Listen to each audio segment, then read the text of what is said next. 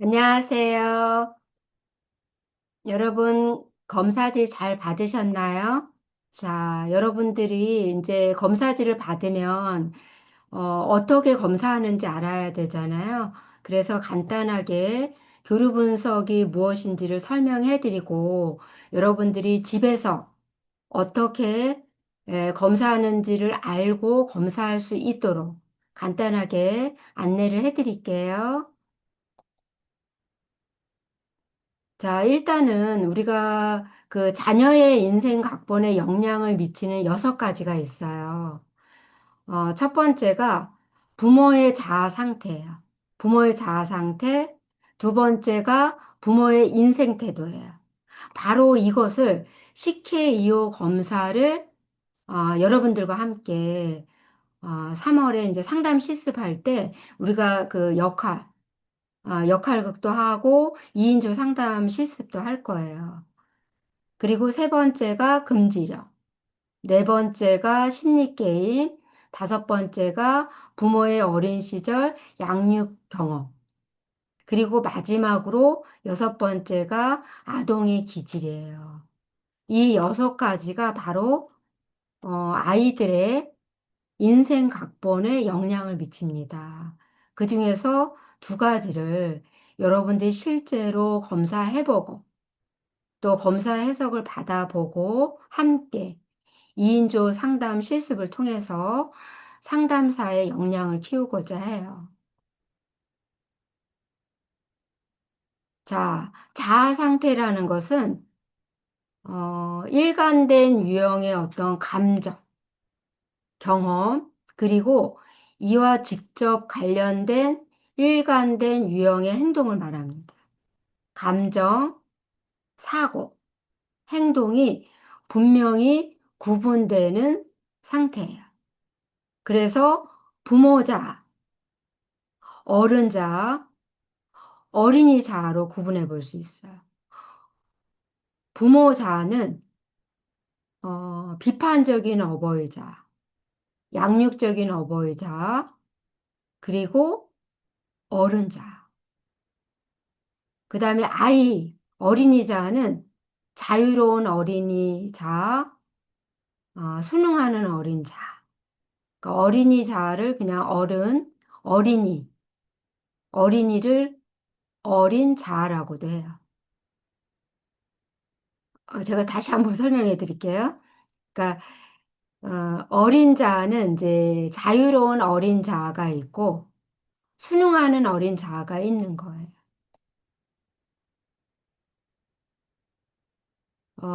이 교류 분석은 50년대 후반 에릭 번이 교류 분석에 그 관련된 논문을 발표한 거예요.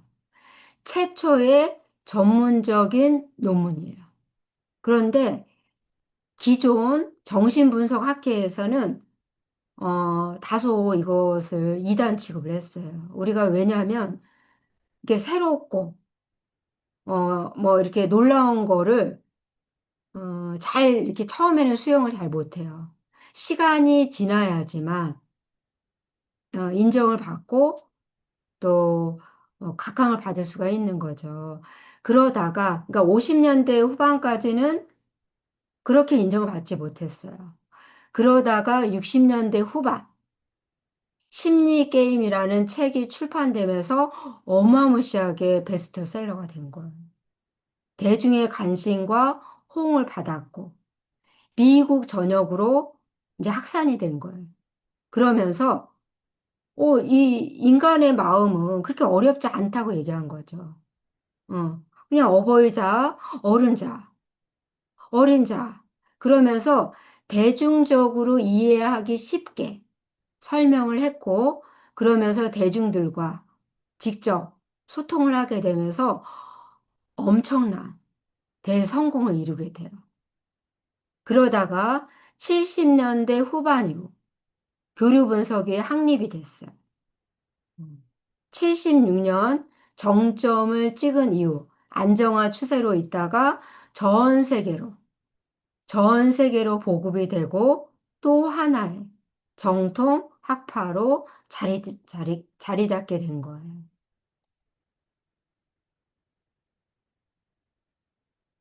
자, 이제 우리가 이제 이 부분은 좀 여러 번 제가 수업 시간에 설명을 할게요. 좀 넘기고요.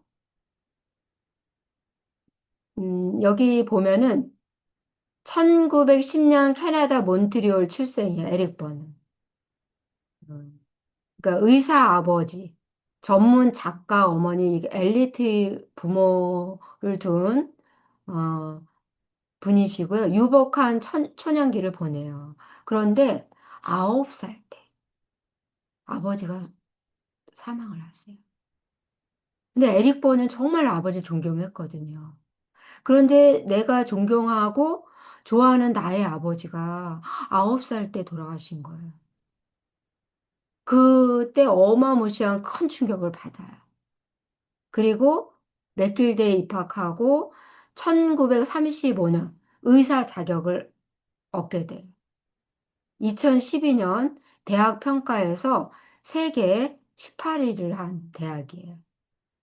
이후에 에릭 번으로 개명을 하고 미국으로 이주를 해서 시민권을 획득을 해요. 1940년대 정신분석 훈련을 받았어요. 그런데 학계에 대해서 굉장히 이제 한멸을 느끼고 정신과 의사로 의료 부대로 근무하다가 교류분석 기초 확립을 시작을 한 거죠. 그리고 혼자서 자아 상태 연구에 굉장히 집중을 해요.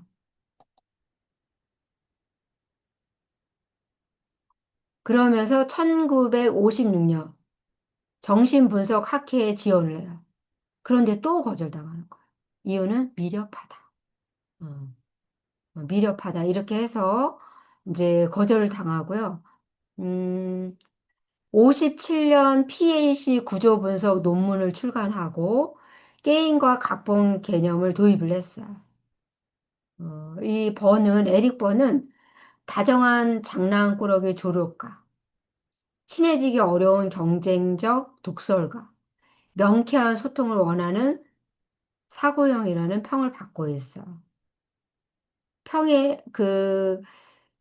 우리가 이제 평도 여러 가지 평이 있는데, 에릭 버는 스스로 자기를 평하기를, 내 속에 잘 자란 아이가 있다.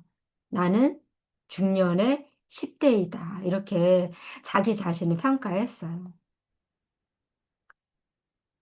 자, 이제 이거 얘기가 길어지면 또, 어, 시간이 너무 오래 가니까요. 짧게 얘기하면, 이제 이 비전문가의 쉬운 언어로 재해석을 하는 것을 주장한 거예요. 너무 어렵게 얘기를 하면 사람들이 모르지 않냐. 그러니까 쉽게 얘기하자. 그래서 부모, 어른, 아이가 기본 핵심 단어예요.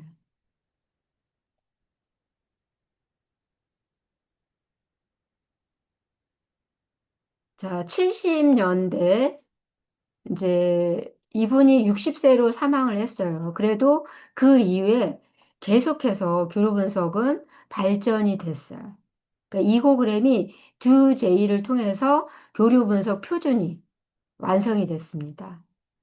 그리고 골딩에 의해서 재결단과 금지력, 그리고 카알러에 의해서 드라이버와 축소 각본이 이제 이렇게 확립이 되면서 훨씬 더 교류 분석이 아주 잘 체계화된 어떤 학문으로, 정통 학문으로 자리 잡게 된 거죠. 우리나라에는 1990년 11월 대구 한국교류분석협회 우재현 대구대학 교수님이 처음 우리나라에 이제 보급을 시작을 한 거예요. 그러다가 2011년 6월 부산에 이제 한국교류분석상담협회가 창립이 됐어요. 바로 최영일 협회장님이세요. 그러니까 한국교류분석협회의 부회장님 출신이세요. 그래서 2011년 6월 부산에서 이제 한국교류분석상담협회가 창립이 되면서 한국 전역으로 이제 확산이 된 거죠. 저도 이 교류 분석을 저는 이제 2006년도에 접했어요.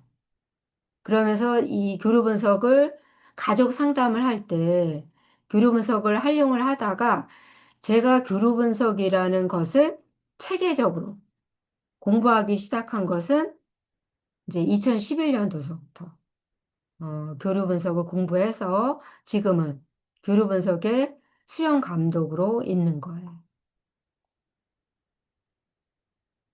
자, 여러분들에게 일단은 제가 두 개, 바로